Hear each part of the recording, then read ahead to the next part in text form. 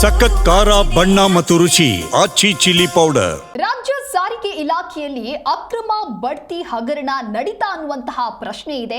ಈ ಪ್ರಕರಣದಲ್ಲಿ ಹಾಗಾದ್ರೆ ಭಾಗಿಯಾದಂತಹ ಇಲಾಖೆಯ ಅಧಿಕಾರಿಗಳು ಜೈಲಿಗೆ ಸೇರ್ತಾರಾ? ಇದು ಜೀ ಕನ್ನಡ ನ್ಯೂಸ್ನ ಮೆಗಾ ಎಕ್ಸ್ಕ್ಲೂಸಿವ್ ಸ್ಟೋರಿ. ಸಾರಿಗೆ ಸಚಿವರನ್ನೇ ಈ ಭ್ರಷ್ಟ ಅಧಿಕಾರಿಗಳು ಯಾಮಾರಿಸಿದ್ದಾರೆ. ಬಡ್ತಿ ನೀಡೋದಕ್ಕೆ ಕೋಟಿ ಕೋಟಿ ಹಣವನ್ನ ಸಂಗ್ರಹ ಮಾಡಿ ಡೀಲ್ ನಡೆಸಿದ್ರ 50 ಕೋಟಿಗೂ ಅಧಿಕ ಅಕ್ರಮ ಡೀಲ್ ನಡೆಸಿರುವಂತಹ ಆರೋಪ ಕೇಳಿಬಂದಿದೆ. ಹಾಗಾದ್ರೆ ಏನಿದು ಆರೋಪ? ಜೀ ಕನ್ನಡ ನ್ಯೂಸ್ನ ಮೆಗಾ ಎಕ್ಸ್ಕ್ಲೂಸಿವ್ ಸ್ಟೋರಿ ಇದು. ಹಂತ ಹಂತವಾಗಿ ಈ ಒಂದು ಹಗರಣದ ಕುರಿತಂತೆ ಮಾಹಿತಿಯನ್ನ ಕೊಡ್ತಾ ಹೋಗ್ತೀವಿ. ರಾಜ್ಯ ಸಾರಿಗೆ ಇಲಾಖೆಯಲ್ಲಿ ಅಕ್ರಮ ಬಡ್ತಿ ಹಗರಣ ಕೇಳಿಬಂದಿದೆ. ಹಾಗಾಗಿ ಈ ಪ್ರಕರಣಕ್ಕೆ ಸಂಬಂಧಪಟ್ಟಂತೆ ಇದರಲ್ಲಿ ಭಾಗಿಯಾದಂತಹ ಭ್ರಷ್ಟ ಅಧಿಕಾರಿಗಳು ಯಾರು, ಯಾವ ರೀತಿಯಾದಂತಹ ಹಗರಣ ಇದು, ಬಡ್ತಿ ನೀಡೋದಕ್ಕೆ ಕೋಟಿ ಕೋಟಿ ಹಣ ಸಂಗ್ರಹವನ್ನ ಮಾಡ್ತಾರೆ ಅಂತ ಹೇಳಿದ್ರೆ ಇವರಿಗೆ ಇಲಾಖೆಯ ಭಯನೇ ಇಲ್ವಾ? 50 ಕೋಟಿಗೂ ಅಧಿಕ ಅಕ್ರಮ ಡೀಲ್ ಅನ್ನ ನಡೆಸಿರುವಂತಹ ಆರೋಪ ಸದ್ಯ ಕೇಳಿ ಬರ್ತಾ ಇದೆ. ಬಡ್ತಿ ನೀಡೋದಕ್ಕೇನೆ ಕೋಟ್ಯಾಂತರ ರೂಪಾಯಿ ಹಣವನ್ನ ಸಂಗ್ರಹ ಮಾಡ್ತಾರಾ? ಹಣವನ್ನ ಸಂಗ್ರಹ ಮಾಡಿ ಡೀಲ್ ಮಾಡ್ತಾರೆ ಅಂತ ಹೇಳಿದ್ರೆ ಎಷ್ಟರ ಮಟ್ಟಿಗೆ ಇವರು ಇಳಿದಿರಬೇಡ? ಇದು ಜೀ ಕನ್ನಡ ನ್ಯೂಸ್ನ ಮೆಗಾ ಎಕ್ಸ್ಕ್ಲೂಸಿವ್ ಸ್ಟೋರಿ.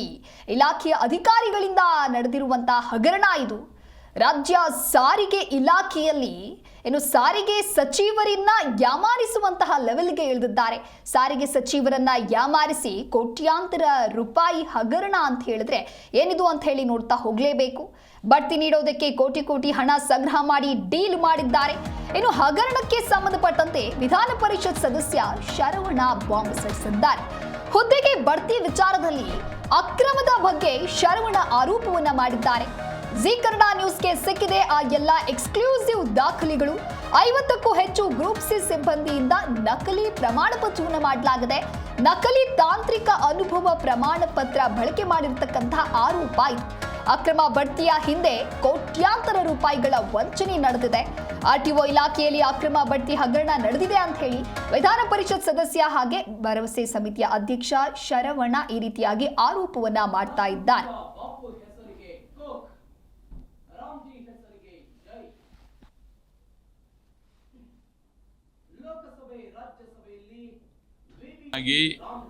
ಟ್ರಾನ್ಸ್ಪೋರ್ಟ್ ಡಿಪಾರ್ಟ್ಮೆಂಟಲ್ಲಿ ಆಗಿರತಕ್ಕಂಥ ಹಗರಣಗಳನ್ನು ಭಾಳಷ್ಟು ನನ್ನ ವಿತ್ತು ದಾಖಲೆ ಸಮೇತ ನನಗೆ ಸಿಕ್ಕಿರತಕ್ಕಂಥದ್ದು. ಅದನ್ನೇ ಇವತ್ತು ನಾನು ಸದನದಲ್ಲಿ ಇದ್ರ ಬಗ್ಗೆ ನಾನು ಪ್ರಶ್ನೋತ್ತರ ವೇಳೆಯಲ್ಲಿ ಸರ್ಕಾರವನ್ನು ಅದು ಏನು ಅವ್ಯವಹಾರ ಬಗ್ಗೆ ನಾನು ಚರ್ಚೆ ಮಾಡಿದೆ.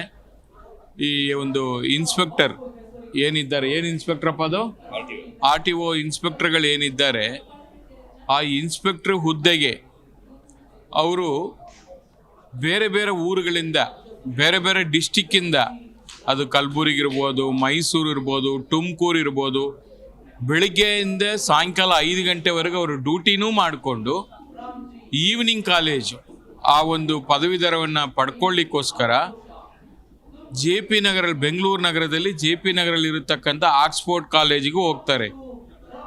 ಅಲ್ಲಿ ಸರ್ಟಿಫಿಕೇಟನ್ನು ಕೂಡ ಪಡ್ಕೊಂಬರ್ತಾರೆ. ಎಷ್ಟು ಜನ? 46 ಜನ ಒಂದೇ ಕಾಲೇಜಲ್ಲಿ 1 ಅವರಲ್ಲಿ ಹೆಂಗೆ ಬರ್ತಾರೆ? ಅವರು ಹೆಂಗೆ ಅಲ್ಲಿ ಪದವೀಧರ ಏನು ಈ ಒಂದು ಡಿಪ್ಲೊಮಾ ಕೋರ್ಸನ್ನು ಮಾಡ್ತಾರೆ ಅನ್ನೋದು ನನ್ನ ಪ್ರಶ್ನೆ. ಅಲ್ಲಿ ನಕಲಿ ಸರ್ಟಿಫಿಕೇಟ್ನ ಪಡ್ಕೊಂಡಿದ್ದಾರೆ. ಆಮೇಲೆ ಹಿಂದೆ 2016ರಲ್ಲಿ KPSCಯಲ್ಲಿ ಪೊಸಿಷನ್ ಕೊಡಲ್ಲ, ಅದನ್ನು ಅವ್ರಿಗೆ ವಿಷ ಕೊಡ್ತಾರೆ. ಇಲ್ಲಿ ಬಂದಿರತಕ್ಕಂಥವ್ರಿಗೆ ನೇಮಕಾತಿ ಮಾಡಿ ಅವರಿಗೆ ಒಳ್ಳೆ ಜಾಗದಲ್ಲಿ ಕುಂಡಿಸ್ತಾರೆ. ಫೇಕ್ ಸರ್ಟಿಫಿಕೇಟ್ನ ಕೊಟ್ಟಿರ್ತಾರೆ.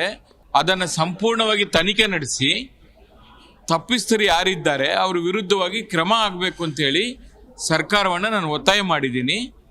ಜೊತೆಗೆ ಯಾರನ್ನ ನೇಮಕಾತಿ ಮಾಡಿದ್ದಾರೆ ಅವ್ರನ್ನ ಕೂಡ ವಜಾ ಮಾಡಬೇಕು.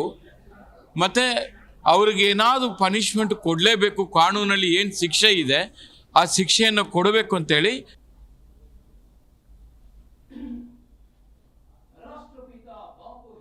RTO ಇಲಾಖೆಯಲ್ಲಿ ಅಕ್ರಮ ಬಡ್ತಿ ಹಗರಣ ನಡೆದಿದೆ ಅಂತ ಹೇಳಿ ವಿಧಾನ ಪರಿಷತ್ ಸದಸ್ಯ ಹಾಗೆ ಭರವಸೆ ಸಮಿತಿಯ ಅಧ್ಯಕ್ಷ TA ಶರವಣ ಈ ರೀತಿಯಾಗಿ ಆರೋಪವನ್ನು ಮಾಡ್ತಾ ಇದ್ದಾರೆ.